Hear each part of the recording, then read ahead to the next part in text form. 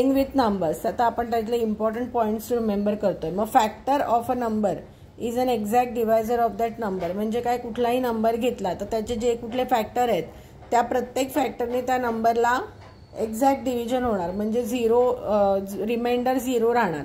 For example 6 घेतला, 6चे factor काय आहे 2 आणि 3. मग 2ने 6ला पूर्ण डिवाइड होतं, 2 3 जा 6. 3ने पण 6ला पूर्ण डिवाइड होतं, 3 2 जा 6. Correct. Take another number. Suppose आपण घेतला 15. What are the factor of 15? 1 into 15, 3 into 5. बस परत आता घेतलं तर उलटं तेच होणार. म्हणजे फॅक्टर काय झाले 1 3 आणि 15. Sorry 1 3 and 5. मग 3ने पण 15ला कम्प्लीट डिव्हिजन होतं. 3 5 जा 15, 5 3 जा 15. So all the factors of a number are the exact divisor of that number. हा फर्स्ट पॉइंट आहे. ओके. सेकंड पॉइंट आहे every number is a factor of itself. Okay. Every number is a factor of itself म्हणजे प्रत्येक नंबरने स्वतःलाच divide होतं. 4 is a factor of itself, 5 is a factor of itself and 1 is factor of every number. Okay. 1 is factor of every number. म्हणजे 1ने प्रत्येक नंबरला divide होतं. म्हणजे 1 बाय डिफॉल्ट कुठलाही नंबर असो, 1 लाख घे का 1 घे, 1 हा बाय डिफॉल्ट प्रत्येक नंबरचा फॅक्टर असणारच. नेक्स्ट पॉइंट काय आहे, every number is a multiple of its factor. बरोबर. 2चा मल्टिपल काय आहे 2 4 6. म्हणजे आता 2 हा 6चा फॅक्टर आहे. बरोबर. आणि 2चा मल्टिपल 6 आहे. म्हणजे every number is a multiple of each factor. Okay.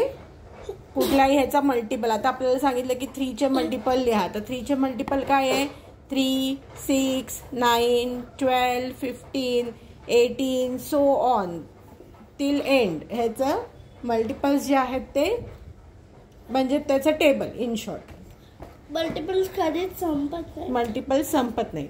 Every multiple of म्हणजे हा थर्ड पॉइंट झाला. Every number is a multiple of each of its factor. Every multiple of a given number is greater than or equal to that number. Okay. म्हणजे आता multiple झाला तर 3चा multiple 6 आहे.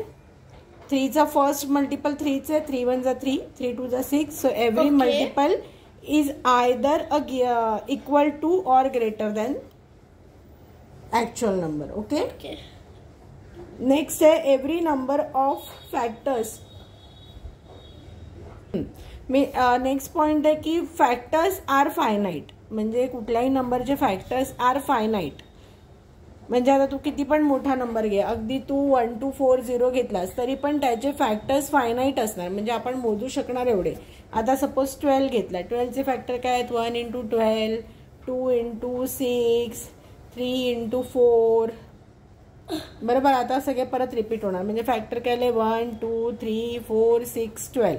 म्हणजे हे फायनाईट नंबर आहे. Finite याचा काय आपण याचा अर्थ आपण मोजू शकतो. But so factors are finite but multiples are infinite. Okay. Multiples are infinite. आता मगाशी आपण 3च्या एक्झाम्पलमध्ये बघितलं होतं. आता 12चेच आपण मल्टिपल बघू तर 12 24 36 48 till millions billions it can continue. So factors are finite, multiples are infinite. हे सगळे हे जे पॉइंट्स टू रिमेंबर आहेत ते धड्याचे हे घाललेल्या जागामध्ये वगैरे पण येऊ शकतात किंवा ट्रू अँड फॉल्समध्ये येऊ शकतात. त्याच्यानंतर a number for which sum of all its factors is equal to twice the number is called a perfect number. आता त्यांनी सांगितलंय परफेक्ट नंबर.